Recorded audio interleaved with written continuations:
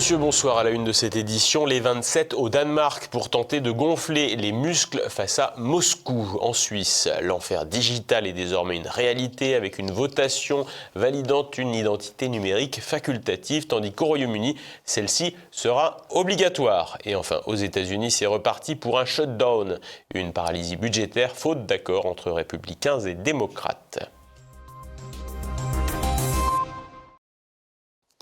Après la guerre des drones, la riposte verbale de l'UE. Les 27 se retrouvaient ce mercredi au Danemark pour un sommet dit informel sur la défense européenne. Être impuissants ensemble, c'est le slogan qui pourrait rassembler les 27, alors que les chefs d'État et de la diplomatie des pays membres de l'Union européenne se retrouvaient à Copenhague au Danemark mercredi pour un sommet informel sur la défense européenne, dans un contexte marqué par des tensions accrues avec la Russie. Un contexte bien difficile à envisager puisqu'il est question de survol de drones, notamment au Danemark, sans que des preuves formelles de la provenance de ces drones ne puissent être établies. Ces survols, qui ont entraîné la fermeture temporaire de plusieurs aéroports, dont celui de Copenhague, le plus grand d'Europe du Nord, poussent ainsi Bruxelles à renforcer la sécurité du continent. La présence d'une frégate allemande de classe Sachsen déployée sous commandement de l'OTAN dans la mer Baltique et l'envoi de matériel anti-drone par la France, la Suède, les Pays-Bas, l'Ukraine et les États-Unis témoignent de la mobilisation internationale pour sécuriser cet événement. Les autorités danoises, dirigées par le Premier ministre Mette Frederiksen, ont interdit les vols de drones civils jusqu'à vendredi pour éviter toute confusion avec des engins hostiles. Cette mesure, couplée à un appel à la vigilance citoyenne pour signaler les activités aériennes suspectes, vise à garantir la sécurité des chefs d'État et de gouvernement. Au cœur des discussions européennes figurent 4 priorités: la défense de l'espace, le renforcement du flanc Est, la défense antimissile et la création d'un mur anti-drone. Ces initiatives répondent à une menace russe perçue comme croissante, illustrée par des incursions de drones en Pologne et en Estonie, là encore pas établies formellement comme étant russes, ainsi que par l'attaque de 49 drones contre l'Ukraine dans la nuit du 30 septembre au 1er octobre, attaque qui pour le coup provient réellement de l'armée russe. Toute la difficulté pour l'UE et les chefs des diplomaties réside dans le besoin de vendre à la population une nécessaire défense européenne contre Moscou, tout en affirmant que la Russie n'est pas si puissante que cela. Ainsi, le ministre des Affaires étrangères français, Jean-Noël Barrot, joue sur les 2 tableaux. Tout le monde le sait, tout le monde le voit, la Russie est en échec, militairement, politiquement, économiquement. Le président Trump l'a dit la semaine passée, c'est un tigre de papier. Un tigre de papier, en effet, si Moscou a réalisé des prises territoriales assez mineures, en dépit de 3 ans et demi de guerre, il convient néanmoins de noter que la Russie tient en respect la coalition occidentale qui défend Kiev. Quant à la question de l'échec économique prétendu de la Russie, elle rappelle des mots déjà prononcés par l'ancien ministre de l'économie Bruno Le Maire avec le résultat qu'on connaît. Sur la détermination européenne sur ce sujet, nous allons livrer une guerre économique et financière totale à la Russie. Nous allons donc provoquer l'effondrement de l'économie russe. En matière d'unité, il faudra se mettre d'accord avec les États membres qui ne partagent pas tous un même passif avec la Russie. Et surtout, pour les otaniens les plus forcenés, il s'agit d'imprimer l'idée que la Russie se trouve bien derrière les vols de drones au-dessus d'États membres. Pour Barrot, c'est déjà un fait acquis. Les provocations récentes de Vladimir Poutine aux frontières de l'Europe ont accru leur détermination. Une détermination qui pourrait être renforcée par le soutien américain puisque Donald Trump semble changer son fusil d'épaule dans l'affaire. Mais il convient de noter que si c'est le cas, l'UE devra passer à la caisse car Washington ne fera pas dans le soutien gratuit. Le sommet abordera également le financement de l'aide à l'Ukraine alors que le soutien américain s'essouffle justement et que le contexte économique n'est pas propice aux largesses. Une proposition clé concerne l'utilisation des 210 milliards d'euros d'avoirs russes gelés auprès d'Euroclear pour financer un prêt de 140 milliards d'euros à Kiev. Ce prêt, dont les modalités restent en discussion, ne serait remboursé que si la Russie accepte de payer des réparations de guerre, autant dire jamais. Par ailleurs, les négociations d'adhésion de l'Ukraine à l'UE, bloquées par la Hongrie, seront évoquées avec une proposition d'Antonio Costa pour contourner ce veto via un vote à la majorité qualifiée, histoire de bien montrer qu'aucune tête ne doit dépasser dans cette Europe bruxelloise. L'enfer digital avance ses pions en Europe. La Suisse a validé une identité numérique facultative et le Royaume-Uni vient d'annoncer son caractère obligatoire. Nicolas de Lamberterie.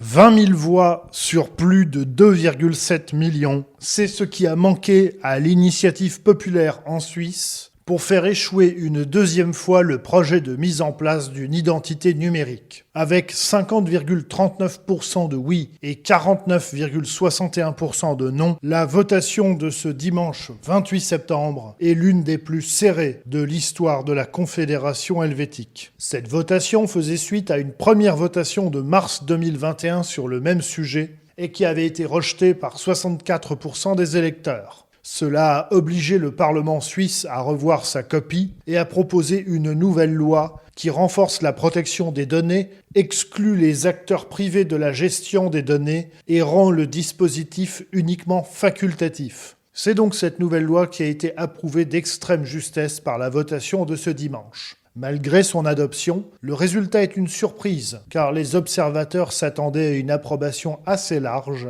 et non pas à un résultat serré. L'adoption de justesse de l'identité électronique en Suisse dépasse le simple débat technique sur le numérique. Elle révèle une tension profonde entre innovation et souveraineté. La première version rejetée en 2021 montrait déjà la méfiance des citoyens face à l'influence des acteurs privés dans la gestion de données personnelles stratégiques. La révision du projet par l'État, garantissant un contrôle public, n'a convaincu qu'une majorité très mince, témoignant que la prudence des citoyens reste intacte. Le résultat met en lumière un paradoxe suisse, une population très connectée et ouverte aux innovations technologiques, mais profondément attachée à l'autonomie et au contrôle national, refusant que le numérique devienne une obligation invisible ou une dépendance silencieuse. Si l'on observe un clivage ville-campagne, il mérite d'être nuancé. 6 villes, dont la Chaux-de-Fonds, dans le canton de Neuchâtel, ont refusé l'e-ID, montrant que l'opposition ne se limite pas aux zones rurales. De plus, certaines personnes âgées, peu habituées aux nouvelles technologies, ont probablement renforcé le camp du non.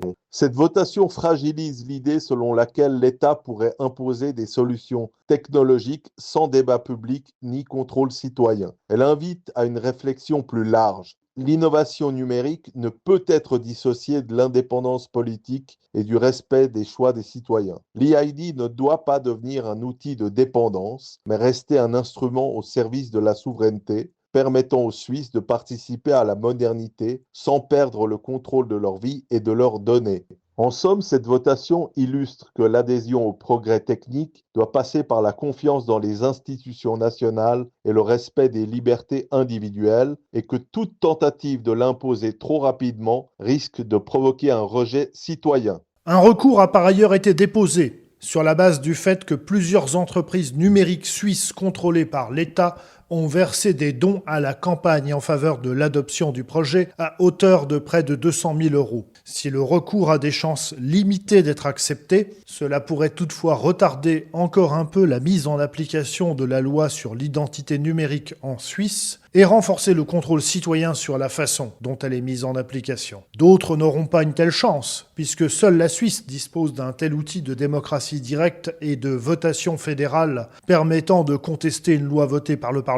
C'est ainsi qu'au Royaume-Uni, le Premier ministre Keir Starmer vient d'annoncer la mise en place d'une identité digitale et le caractère obligatoire de cette dernière pour pouvoir travailler d'ici la fin de la décennie 2020. La mesure a immédiatement fait bondir de nombreux Britanniques, puisque plus de 2,6 millions de citoyens ou résidents britanniques ont d'ores et déjà signé une pétition s'opposant à ce projet.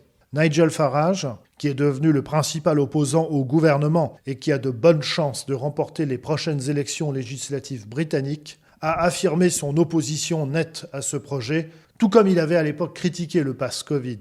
Certains analystes se demandent d'ailleurs si ce passage en force de Keir Starmer ne serait pas une tentative désespérée d'apparaître comme plus ferme sur l'immigration que Nigel Farage lui-même. Pas certain que cela suffise toutefois à sauver Starmer, qui a une impopularité record et est sur le point d'entraîner le Parti travailliste vers le score le plus bas qu'il n'ait jamais enregistré depuis plus d'un siècle. Du côté de l'Union européenne, en revanche, pas de problème de popularité, d'élection ou de votation citoyenne, puisque la Commission européenne n'est pas élue et n'a pas à se soucier de contingences démocratiques. Ursula von der Leyen avait annoncé dès septembre 2020 son intention de mettre en place une identité numérique européenne, citant dans son discours l'exemple de pouvoir payer ses impôts ou louer un vélo avec cette identité numérique.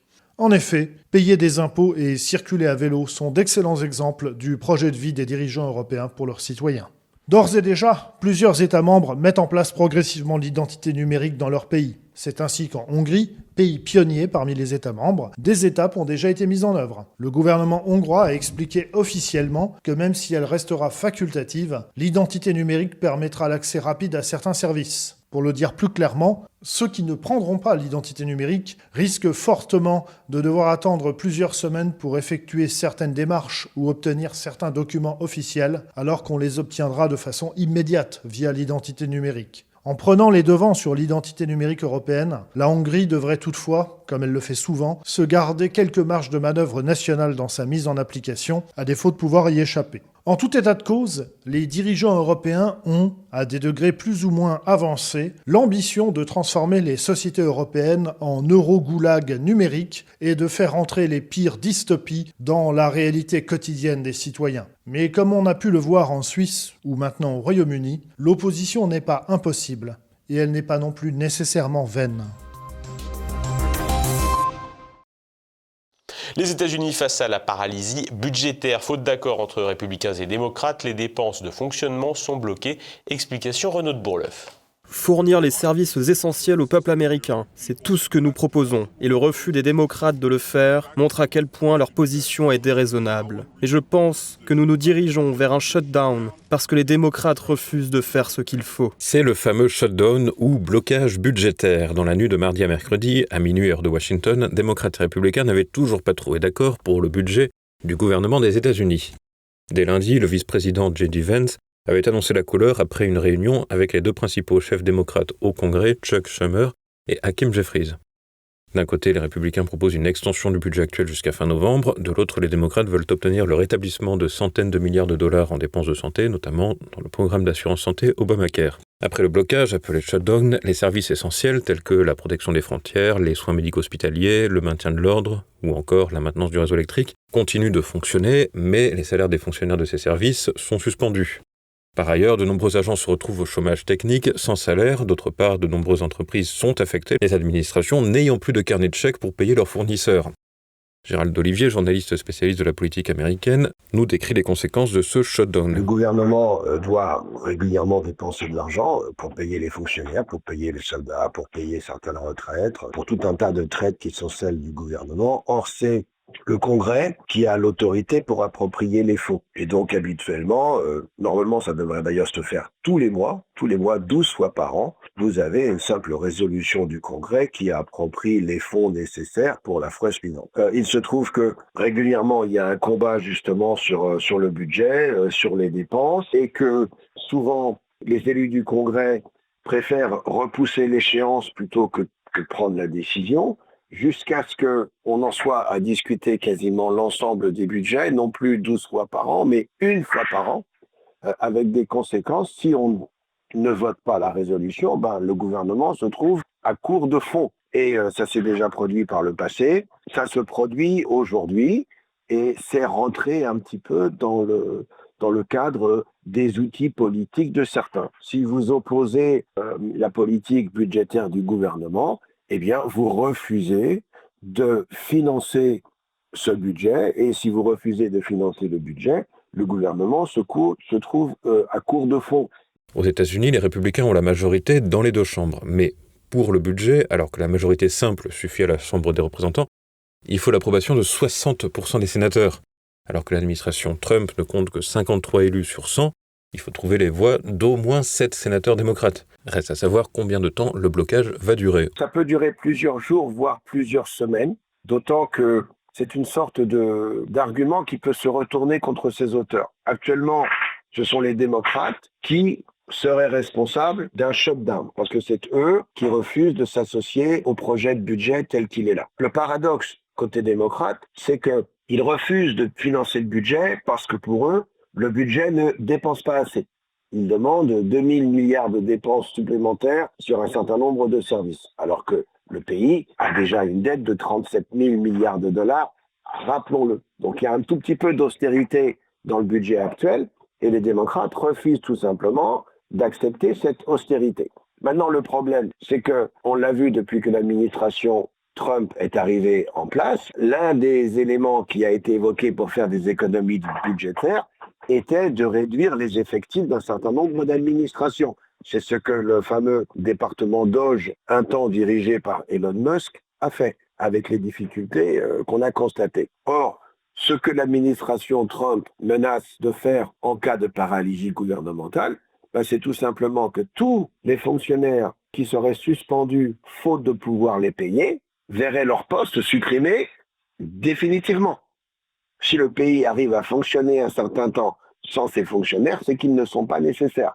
Donc on voit les démocrates qui sont en train de se tirer une balle dans le pied. Chacun des deux camps renvoie la faute sur l'autre, un scénario bien connu en France. À la fin de l'année 2024, le gouvernement Barnier tentait d'éviter la censure en évoquant le risque d'un shutdown à l'américaine. Un faux prétexte, non seulement il ne s'est rien passé à la chute du Premier ministre, mais en plus le système états-unien est très différent du système français. En cas d'absence de majorité, ce qui était le cas l'an passé, on peut néanmoins présenter un budget qui peut être passé justement pour éviter que les activités du gouvernement ne cessent, qu'il y ait une sorte d'interruption. Et cette protection-là, elle n'existe pas aux États-Unis.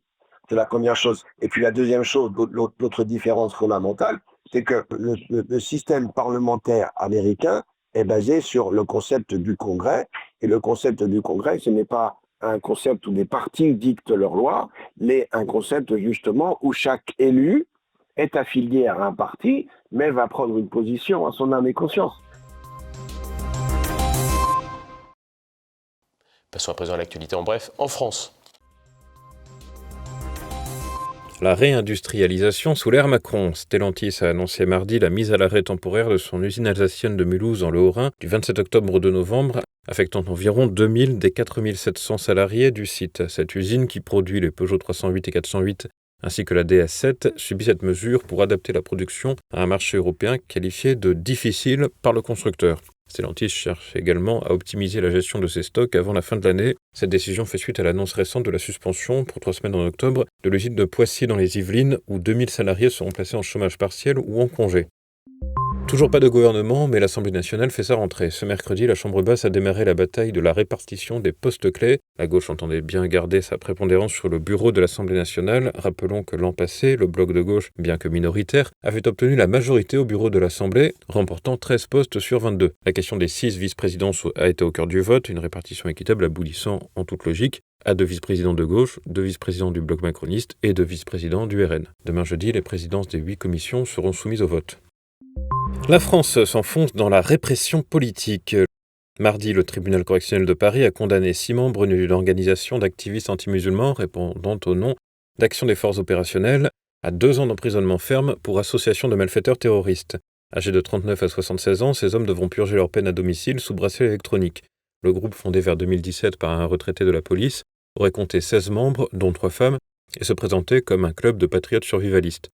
Les prévenus auraient planifié des actes violents contre les communautés musulmanes en France, comme empoisonner de la nourriture halal avec du cyanure, ou tuer des imams et attaquer des mosquées. En réalité, l'organisation n'a fait aucune victime, et il sera bien compliqué de savoir si les personnes impliquées avaient une quelconque détermination à passer à l'acte.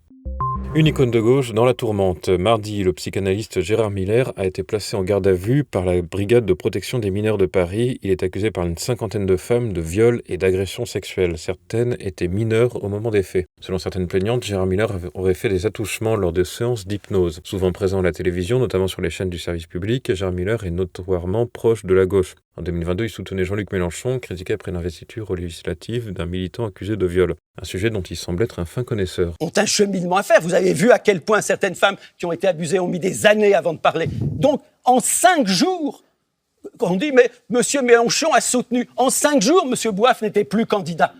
Mort d'un diplomate sud-africain à Paris. Mardi, l'ambassadeur d'Afrique du Sud a été retrouvé sans vie au pied d'un hôtel du 17e arrondissement de la capitale. Il se serait défenestré du 22e étage. Sa disparition avait été signalée la veille par son épouse. Il aurait quitté son domicile parisien lundi en fin d'après-midi, disant se rendre à un cocktail. En réalité, il allait dans un hôtel d'où il a envoyé un message à son épouse manifestant son intention de se suicider. Selon les premiers éléments de l'enquête, aucune trace de lutte ni de consommation de drogue n'a été détectée. L'actualité internationale en bref.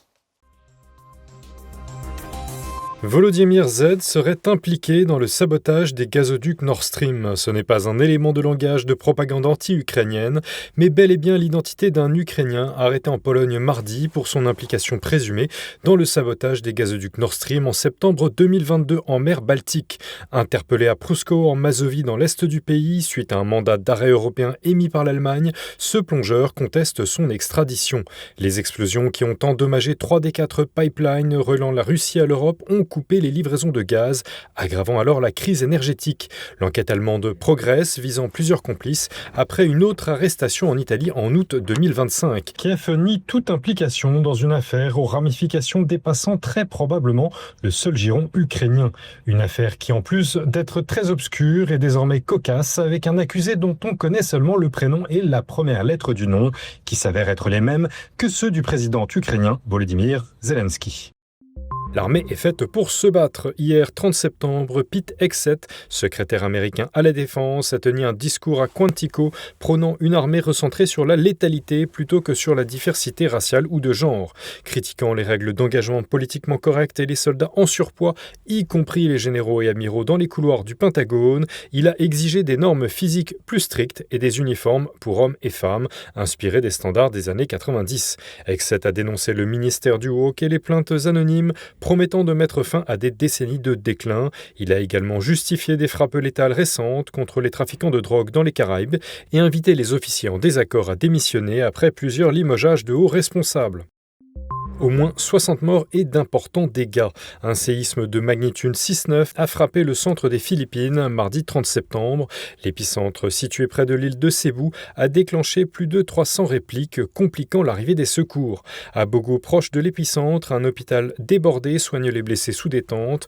Une église ancienne et une école se sont effondrées à Bantayan, ainsi qu'un restaurant McDonald's à Bogo. Les routes et l'électricité ont été affectées, bien que le courant soit rétabli. Les habitants choqués décrivent des scènes de panique. Les Philippines, sur la ceinture de feu du Pacifique, subissent fréquemment des séismes. Un autre tremblement de terre a touché l'Indonésie le même soir.